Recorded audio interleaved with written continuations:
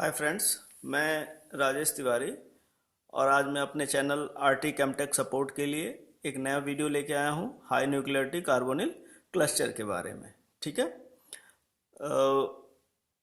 लेकिन उससे पहले मैं थोड़ा सा आप लोगों को बता दूं कि अगर मेरा चैनल आपको लग रहा है कि यहाँ से काफ़ी अच्छे अच्छे इन्फॉर्मेशंस मिल रहे हैं, आप अपने एग्ज़ाम के लिए अच्छी प्रिपरेशन कर ले रहे हो मेरे साथ, तो प्लीज़ जितने ज़्यादा हो सके मेरे चैनल को लाइक करिए, सब्सक्राइब करिए मेरे चैनल को, और जितना ज़्यादा अपने दोस्तों के बीच में इसको पॉपुलर कर सकते हैं करिए। टाइम टू टाइम मैं अच्छी से अच्छी वीडियो आप लोगों को लेक्चर बना के देता रहूँगा।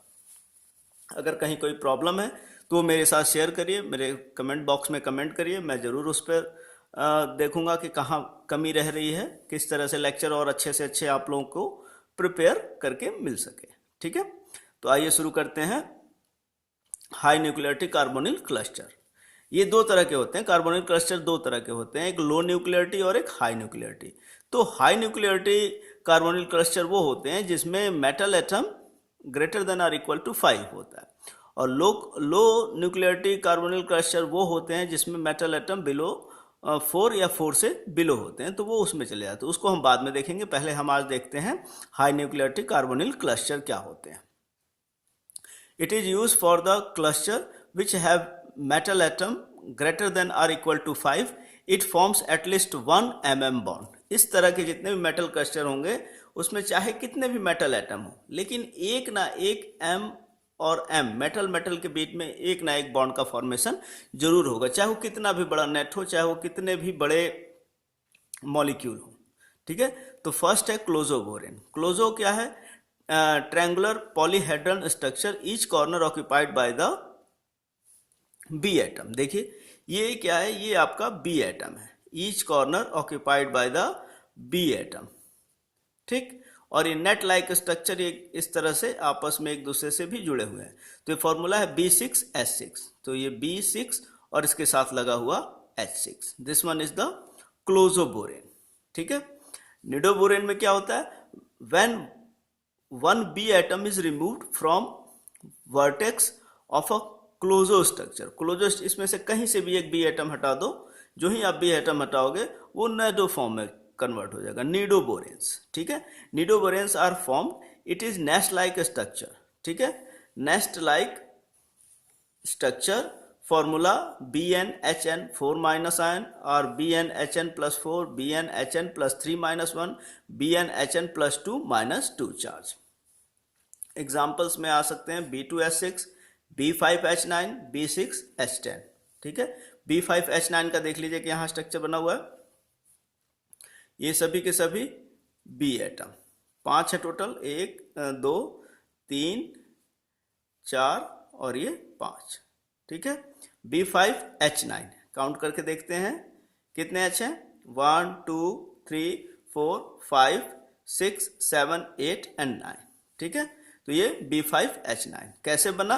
जब क्लोजोबोरेन में से कोई एक वर्टेक्स साइड से या एक कॉर्नर से जब कोई एक बी एटम हट जाएगा तो ये कन्वर्ट हो जाएगा आपका निडो फॉर्म में। उसके जस्ट बाद क्या है? ऑर्केनोबोरेन। ऑर्केनोबोरेन के केस में क्या कहा जा रहा है? ऑर्केनोबोरेन के केस में ये कहा जा रहा है कि when two atoms, two B atom are removed from vertex or when two vertex are missing, या तो इसमें से 2 वर्टेक्स मिसिंग हो जाए या 2 बोरेन कहीं से भी क्लोजो में से एक निकाल दीजिए, तो जो कन्वर्ट होगा वो क्या बनेगा? वो ऑर्केनोबोरेन बनेगा, B4H10। देख लीजिए 1 2 3 4। अब इसमें देखिए दो तरह के हाइड्रोजन है, एक वो जो टर्मिनल पे हैं, ये हाइड्रोजन क्या है हमारे? टर्मिनल हाइड्रोजन है, टर्मिनल पोजीशन पर है, और ये दूसरे वाले जो हाइड्रोजन है ये कहाँ पर है? ये ब्रिजिंग फॉर्म में है। ठीक है, तो ये क्वेश्चन एक मार्क का बनता है कि टर्मिनल हाइड्रोजन ऑर्केनोबोरेन्स में कितने हैं, या ब्रिज हाइड्रोजन ऑर्केनोबोरेन्स में कितने हैं। तो ये अगर आपको स्ट्रक्चर मालूम है तो आप आसानी से उसको बता लेंगे। ठीक है, तो ये हमारे 3 हुए, क्लोजोबोरेन, निडोबोरेन और ऑर्केनोबोरेन। ठीक है, after that bonding in boranes. Bonding in borane, in borane 2 type of bonding.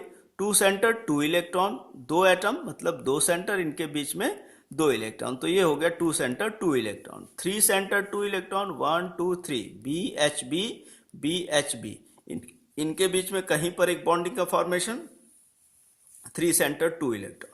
दूसरा टू सेंटर टू इलेक्ट्रॉन, ये बीबी के बीच में हो सकते हैं, दो सेंटर दो इलेक्ट्रॉन, दो सेंटर दो इलेक्ट्रॉन, या बी और एच के बीच में होते हैं। तो जो दो सेंटर दो इलेक्ट्रॉन का फॉर्मेशन होता है वो किसके थ्रू होता है, वो फॉर्मेशन होता है through the normal covalent bond. ठीक है। Now four type of bonds, four types of bonds are present in borane. ठीक है, four types of bonds are present in boranes, और उसी फोर टाइप्स ऑफ बॉन्ड को एक रूल नाम दिया जाता है, स्टैक्स रूल। तो उसको भी एक ही साथ यहीं पर खत्म करते हैं, यहीं पर देख लेते हैं क्या होता है स्टैक्स रूल। और four type of bonding system भी होती है बोरेन के अंदर। तो पहला स्टैक्स के अकॉर्डिंग, एस में नंबर ऑफ पीएचबी बॉन्ड। अगर आपको स्टैक्स रूल के बारे में डिटेल में समझना है, डिटेल में जानना है क्या होता है, कैसे कैलकुलेट करते हैं, तो मैंने ऑलरेडी एक वीडियो प्रिपेयर कर रखी है in two language, in both language, English and Hindi both. As you wish you can see और you can consult with me at any time about the styx rule. ठीक है। तो S number of B H B bond, ये किस category में आएगा, ये three centre two electron bond के केस में। T number of B B B bond, ये भी थ्री सेंटर टू इलेक्ट्रॉन के केस में। Y number of B B bond, ये two centre two electron category में। बी एच टू ग्रुप, ये भी two centre two electron category में आएंगे। ठीक है। तो स्टैक्स के बारे में अगर आपको ज़्यादा समझना है तो मैंने डिटेल में बना रखा है, करीब आधे घंटे की एक वीडियो है, आप उसको ध्यान से देखें समझें तो बहुत ही अच्छी तरह से बताया हुआ है। उसमें मैंने बोरेन को थ्री कैटेगरी में आइडेंटिफाई कर रखा है, below the even borane, odd borane, और एबव द सिक्स बोरेन, जिसमें बोरेन के नंबर 6 या 5 से ज़्यादा होते हैं वो अलग। तो आप उसको वहाँ से कंसल्ट करिए, अच्छी वीडियो में आपको मिलेगी। The structure of high nuclear carbonyl cluster, the structure of high nuclear carbonyl cluster can be determined by skeleton electron. Skeleton electron ये क्या होते हैं, ये भी मैं आगे बता दूंगा आपको, कहाँ से कैलकुलेट करते हैं, कैसे निकालते हैं, ये भी हम देख लेंगे। Skeleton electron count with the help of Wade's rule and Mingo rules. Wade has suggested that BH unit can be replaced by transition metal। यानी कहने का मतलब ऐसे भी मॉलिक्यूल हमको मिलेंगे जहां पे BH यूनिट को ही रिप्लेस कर दिया जाएगा। ठीक है। और BH यूनिट को रिप्लेस करके वहां पे क्या आएगा, वहां पे ट्रांजिशन मेटल आएगा। लेकिन वो भी स्ट्रक्चर किस तरह से होंगे, क्लोजो स्ट्रक्चर होंगे, न्यूडो स्ट्रक्चर होंगे और केनो स्ट्रक्चर होंगे। लेकिन वो किस फॉर्म में होंगे, वो दूसरे ट्रांजिशन मेटल से बने होंगे। ठीक है। तो इसको सॉल्यूशन करने के लिए सबसे पहले क्या करना होगा आपको, calculate the total electron count. आप पहले टोटल इलेक्ट्रॉन काउंट करेंगे, फिर add valence electron at an interstitial site. अगर इनमें से कोई एटम जैसे हाइड्रोजन, कार्बन, नाइट्रोजन, फॉस्फोरस भी प्रेजेंट हो तो इनके लिए अलग अलग नंबर सिस्टम है। अगर हाइड्रोजन है तो उसके लिए एक इलेक्ट्रॉन यूज़ करेंगे, अगर कार्बन है तो उसके लिए बैलेंस इलेक्ट्रॉन 4 यूज़ करेंगे, अगर नाइट्रोजन है तो उसके लिए बैलेंस इलेक्ट्रॉन 5 यूज़ करेंगे, अगर फॉस्फोरस है तो उसके लिए भी बैलेंस इलेक्ट्रॉन 5 यूज़ करेंगे। ये अभी हम सब जो ही प्रैक्टिस शुरू करेंगे उसमें हम सारी चीज़ें क्लियर कर लेंगे। Each metal atom utilises 12 electron, metal atom की बात की जा रही है यहाँ पर। ठीक है। And each CO ligand utilises 2 electron, जो CO लिगेंड आकर के अटैच होगा, CO दो तरह के होते हैं, CO एक कोबाल्ट के लिए और एक कार्बन मोनोऑक्साइड के लिए। ठीक है।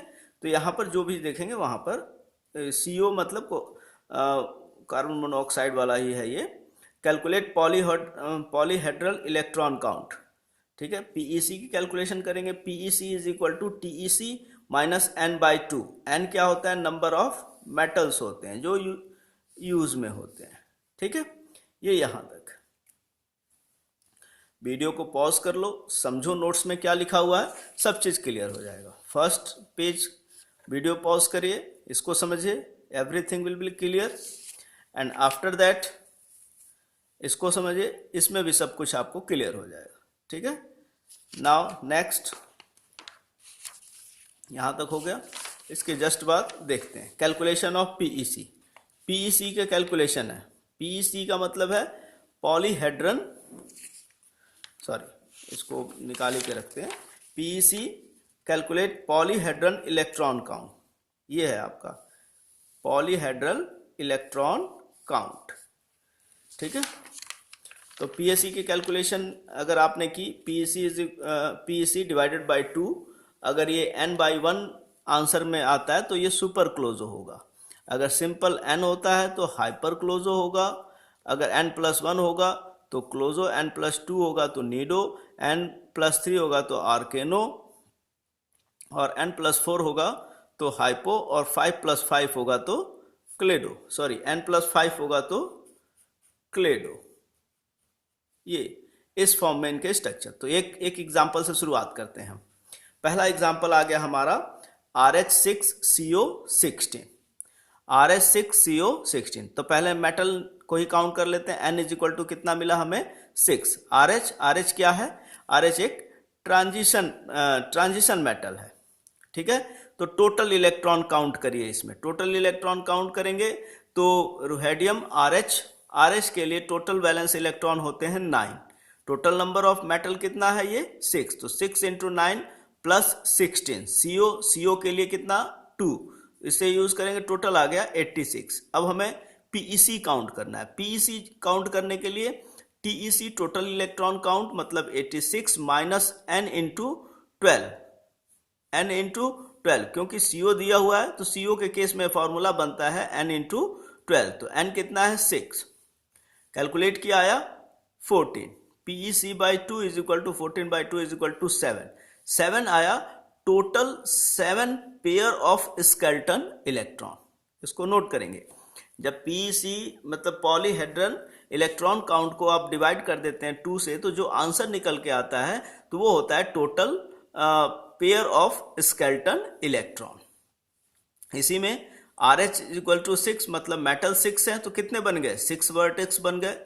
अब इसको सॉल्व कर देते हैं। सॉल्व करने के बाद 7 आया, ठीक है, जिसमें 6 वर्टेक्स हैं, तो हमको 7 लाना है, तो 6 + 1 करेंगे तो 7 हो जाएगा। 6 + 1 मतलब n+1।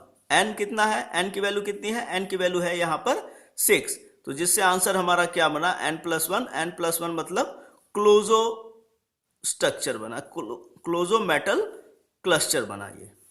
ठीक है, जस्ट उसके बाद दूसरा एग्जांपल है OS5CCO15। अब देखते हैं इसमें OS मतलब osmium, total number of metal कितना हो गया? ये 5 हो गया। Osmium transition metal, total electron count 5, osmium के लिए 8, 5 × 8। अभी कार्बन आया, तो कार्बन के केस में मैंने बताया था, अगर हाइड्रोजन हो तो 1, कार्बन हो तो 4, नाइट्रोजन हो तो 5, फास्फोरस हो तो 5। टोटल सॉल्व किया आया 74। इसको कैलकुलेट कर सकते हैं आप यहीं पर। आगे फिर हम देखते हैं पीईसी की कैलकुलेशन शुरू करते हैं। पीईसी की calculation is equal to TEC - n/12। TEC कितना आया? 74। n कितने हैं मेटल? 5, मल्टीप्लाई करके निकाला, कितना आया? 14। PEC/2 = 14/2 = 7। Total 7 pair of skeleton electron. अब मेटल कितना है? 7 आंसर हमको लाना है। मेटल कितने हैं? 5, तो कितना बना? 5 + 2, 5 + 2 = 7। n+2 किस फॉर्म के लिए आ गया? n+2 आ गया नीडो स्ट्रक्चर के लिए। thus OS5CCO15 is a Nido metal cluster. ठीक है, यहां तक pause the video and try to understand how I have calculated here, and after that when you will easily understand this, then you will do the question. ठीक है, after that next example है C2B4H8। C2B4H8 C2B4H8 के लिए total electron count, carbon में balance electron कितने होते हैं? 4, लेकिन कार्बन कितने एटम है यहाँ पर? 2, तो 4 × 2 प्लस 1 बोरेन में कितने? 3, और टोटल बोरेन कितने हैं? 4, तो 4 × 3 प्लस हाइड्रोजन के लिए 1 × 8, टोटल 28। TEC - n × 2, n × 2, यहाँ पर 2 एलिमेंट है, ठीक है, कार्बन और बोरॉन, दोनों को शामिल किया गया। तो यहाँ पे फॉर्मूला चेंज हो जाता है। वहाँ पे क्या कहते हैं, अगर CO अवेलेबल होता है तो 12 आ जाता है, यहाँ पर दूसरे एलिमेंट्स हैं तो यहाँ पर 2 है। तो 28 माइनस 6 इंटू 2, 28 माइनस 6, एन कितने, 2 कार्बन के और 4 बोरॉन के, इन दोनों को ऐड कर दिया, 12, आंसर आया 16। PeC/2, 16/2 मतलब 8, total 8 pair of skeleton electron. ठीक है। n इज इक्वल टू कितना है, दोनों को मिला करके 6, आंसर कितना आ रहा है 8, तो 6 + 2 होगा। जब 6 + 2 हो गया तो n + 2 हो गया, n + 2 मतलब नीडो बोरेन। ये क्या बना, ये बना नीडो बोरेन। इसी के बाद C2B9H12, C2B9H12 और इसके ऊपर एक है माइनस चार्ज है। इसके लिए कैलकुलेट करिए, इसके लिए कैलकुलेट करेंगे total electron count. Total electron count 4 × 2 + 3 × 9 + 12 × 1 और एक माइनस चार्ज है तो यहाँ पर हो जाता है प्लस। अगर यहाँ पे प्लस होता तो यहाँ पर ये माइनस होता, तो माइनस चार्ज है तो ये यहाँ पे प्लस। टोटल ऐड किया 40। PeC is equal to 48 minus n × 2। ठीक है, n × 2, n कितने हैं यहाँ पर, 9 + 2 11 हो जाएंगे। तो 11 × 2, 48 माइनस 11 × 2 निकल के आया 26। PeC divided by 2, 26 divided by 2, 13। Total 13 pair of skeleton electron. After that हमारा आंसर क्या आ रहा है, हमारा आंसर आ रहा है 13। टोटल मेटल कितने हैं 11, तो 11 + 2 मतलब n + 2, n + 2 मतलब किसके लिए, नीडो फॉर्म के लिए। ठीक है। आफ्टर दैट एक प्रैक्टिस और कर लेते हैं, 2-3 और हैं उनको भी प्रैक्टिस कर लेते हैं। नेक्स्ट एग्जांपल है Fe5CO15C, Fe5CO15C। इसमें आपको क्या करना है, count the total number of electron, मतलब बैलेंस इलेक्ट्रॉन आपको काउंट करने हैं, एंड आइडेंटिफाई द स्ट्रक्चर, और स्ट्रक्चर को भी आइडेंटिफाई करना है। तो निकालते हैं total balance electron, 5 × 8 + 15 × 2 plus carbon के लिए 4, 74। TeC TVE total balance electron, total electron count दोबारा एक बार कर लिया, टोटल बैलेंस इलेक्ट्रॉन बताना था, 74 हो गया। अब हमको आगे स्ट्रक्चर के लिए कैलकुलेशन करनी होगी। तो स्ट्रक्चर के लिए क्या चाहिए, टोटल इलेक्ट्रॉन काउंट चाहिए। टोटल इलेक्ट्रॉन काउंट निकाला 74। PeC minus is equal to 74 minus n × 12, यहाँ पर जाकर के निकल के आया 74 minus 5, 74 minus n is equal to 5, metal है, सेंट्रल मेटल है, तो 5 हो गया, तो 5 × 12 16, टोटल 7। टोटल इलेक्ट्रॉन पेयर 7 है यहाँ पर। n is equal to 5, metal 5 है, तो जो मेटल 5 है वही क्या हो गया यहाँ पर, वर्टिक्स हो गया। ये n इज इक्वल टू 5 आया, आंसर आया 7। 5 + 2 इज इक्वल टू 7, तो n + 2, n + 2 किसके लिए, 7, 7 मतलब नीडो स्ट्रक्चर के लिए। ठीक है। उसके बाद जो लास्ट एग्जाम्पल है, लास्ट प्रैक्टिस सेट है, वो है count the total number of skeleton electron vertices in the following metal cluster. इस मेटल क्लस्टर में देख लीजिए, Ru6C CO70, OS5C CO15, Ru5C CO16। Total balance electron count करिए, यहाँ पर देख लीजिए, TVE निकाला, टोटल बैलेंस इलेक्ट्रॉन कितना आया, 86 आया।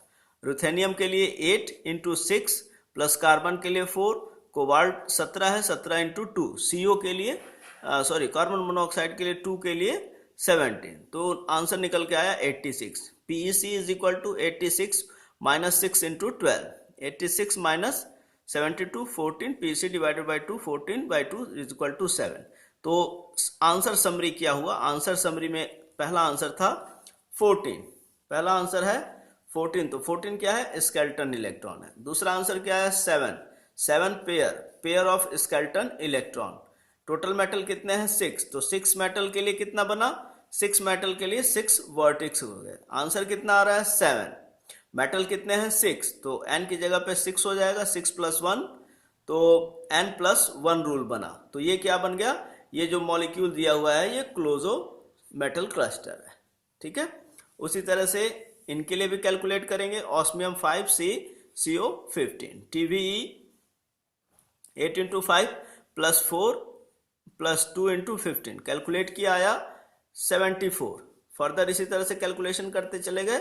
ये पहला आंसर मिला 14, दूसरा आंसर मिला 7, और टोटल मेटल कितने हैं 5। जब मेटल 5 है तो वर्टिसेस कितने हो गए 5 हो गए। 7 क्या है इलेक्ट्रॉन पेयर, 14 क्या है टोटल बैलेंस इलेक्ट्रॉन। तो स्ट्रक्चर कितना बना, यह 5 है। हमें जाना है कहाँ तक 7 तक जाना है, तो 5 + 2 n+2, n की जगह पे 5, तो 5 + 2 = नीडो 7। तो ये क्या बना, ये बना नीडो स्ट्रक्चर। ठीक है, इसी तरह से आरयू के केस में भी कैलकुलेशन करेंगे। फर्स्ट आंसर आएगा आपका 76, दूसरा आंसर आ गया 16, और लास्ट आंसर आ गया 8, और एक लास्ट आंसर आया है 5। तो 76 कितना है टोटल बैलेंस इलेक्ट्रॉन है। पैक कितने आया 60, 60 मतलब 16 इलेक्ट्रॉन्स आर इन्वॉल्व। ठीक है, Pec/2 मतलब 8 pair of electrons are involve for this metal cluster. ठीक है, 5 कितने हैं 5 मेटल हैं, तो 5 क्या हो गए हमारे यहाँ पे वर्टिसेस हो गए। तो 16 electron, 16 skeleton electron, 8 pair of skeleton electron, 5 vertices क्योंकि 5 मेटल है, और 8 n+3। यहाँ पर क्या बना 5 हमारे वर्टिक्स आ गए, 5 मेटल आ गए। आंसर कितना आया है 8, तो हमें 8 लाना है। तो 5 में ऐसा जोड़ें कि वो 8 हो जाए, तो 5 + 3, तो n+3 बना। n+3 किसके लिए, और कैनो के लिए। ठीक है, तो ये आप कैलकुलेट करेंगे, और ये पूरा का पूरा प्रैक्टिस है। इसको प्रैक्टिस करके जब आप क्वेश्चन आंसर सोल्यूशन कर लेंगे जाएंगे, तो बहुत ही इजी वे में आप इसको सॉल्व कर लेंगे और आइडेंटिफाई कर लेंगे कि क्लोजो स्ट्रक्चर क्या होते हैं, नीडो बोरेंस क्या होते हैं, या आर्केनोबोरेंस क्या होते हैं। ठीक है, अगर आपको ये वीडियो अच्छा लगा तो सब्सक्राइब करिए मेरे चैनल को, लाइक करिए, और अपने दोस्तों के साथ शेयर करिए, और जितने ज़्यादा से ज़्यादा हो सके मुझे कमेंट करिए। और इस वीडियो को अगर आपने देखा, आपको अच्छा लगा, तो इस वीडियो पर जो भी ऐड आ रहा है उस ऐड को एक बार पूरा देखें आप। ठीक है, okay, that's all, thank you.